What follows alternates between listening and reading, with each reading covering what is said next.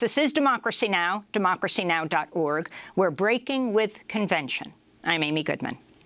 We begin today's show in Wisconsin, where the father of Jacob Blake said Thursday his son is being handcuffed to a hospital bed in Milwaukee, where he remains paralyzed from the waist down after he was shot 7 times at point-blank range in the back by a Kenosha police officer.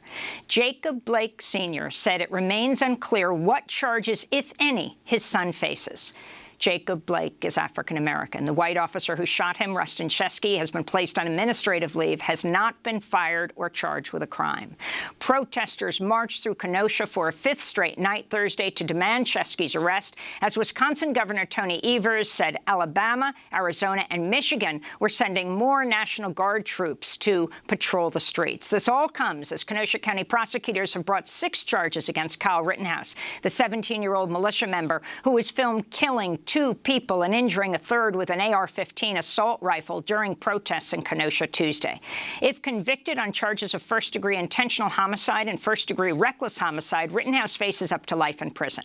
Calls are growing for the Kenosha police chief and county sheriff to resign after police allowed Rittenhouse to leave the scene after gunning down protesters. Videos surfaced of Kenosha police offering militia members water early in the night and expressing their support for them. The American Civil Liberties Union also condemned Police Chief Daniel Miskinis' comments blaming protesters for the deadly assault at a news conference on Wednesday. The curfew's in place to protect.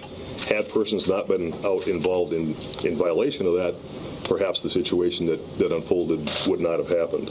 Meanwhile, a damning video of Kenosha County Sheriff David Beth making racist comments has surfaced from a 2018 news conference. Beth described 5 people of color accused of shoplifting and crashing a stolen car as, quote, garbage people that fill our communities that are a cancer to our society.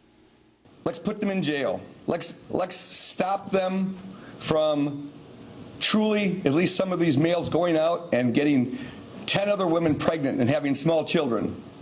Let's put them away. At some point, we have to stop being politically correct. And I don't care what race, I don't care how old they are. If there's a threshold that they cross, these people have to be warehoused. No recreational time. In this country, in this community, in this state, we have to get to the point that we no longer will put up with the garbage people that fill our communities, that are our cancer to our society. For more, we go to Milwaukee, where we're joined by Chris Ott, Executive Director of the ACLU of Wisconsin. He's calling for Kenosha Sheriff David Beth and Police Chief Daniel Miskinis to resign. We welcome you to Democracy Now! Can you lay out the latest, what your demands are, and why? Thank you, Amy. We've, of course, seen this terrible pattern of excessive and deadly police force against Black men, women, and other people of color in particular, and then a really heavy-handed response to the understandable reaction and concern from the communities.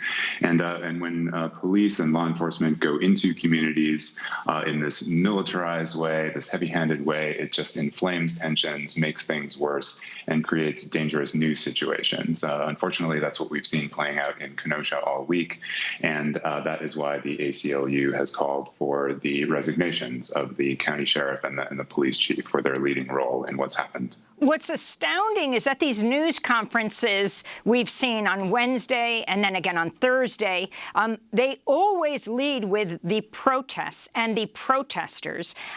You have the comments about the protesters, being responsible for the murders on Tuesday night. That's just extremely significant, to say the least. Rarely talking about the police shooting of Jacob Blake, not to mention those murders. Right. It's really troubling to hear, after seeing, the terrible events that unfolded all week, starting with the shooting of Mr. Blake, but then the killings on Tuesday night, to see law enforcement officials effectively blaming people for their own deaths is just outrageous and is making the situation even worse than it is. So what is happening with Jacob Blake right now, laying paralyzed in a hospital bed in Milwaukee, but handcuffed? That's what I've heard. I've seen the same reports that you have, and if that is true, then that is just adding a terrible insult to the terrible injuries that Mr. Blake sustained after being shot 7 times in front of his children on Sunday. And the officer, the white police officer, who shot Jacob Blake 7 times point blank in the back? Well, we need a much stronger response than we've seen so far. We need justice in this case and so many others. And one of the things that's really troubling, going back to the fatal shootings on Tuesday night, is the stark contrast between the way that Mr. Blake was treated on Sunday, effectively given no benefit of the doubt, and yet on the streets of Kenosha on Tuesday night, we saw Sheriff Beth's deputies not only fraternizing with white supremacist counter-protesters, but apparently, even though people were shouting that that they had seen Kyle Rittenhouse shoot 2 people, they let him go. The contrast there is just really stark, and that just shows the problem that we have all across the country. So the ACLU is calling for the resignations of the sheriff and the police chief. What has been the response?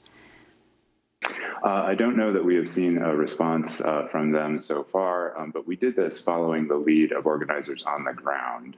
We are working with people in the community on this, in consultation with people in the community, and we need to see this kind of response that we've seen in Kenosha needs to end, and we need to see these resignations as a part of making that happen. Well, Chris Ott, I want to thank you for being with us, Executive Director of the ACLU Wisconsin.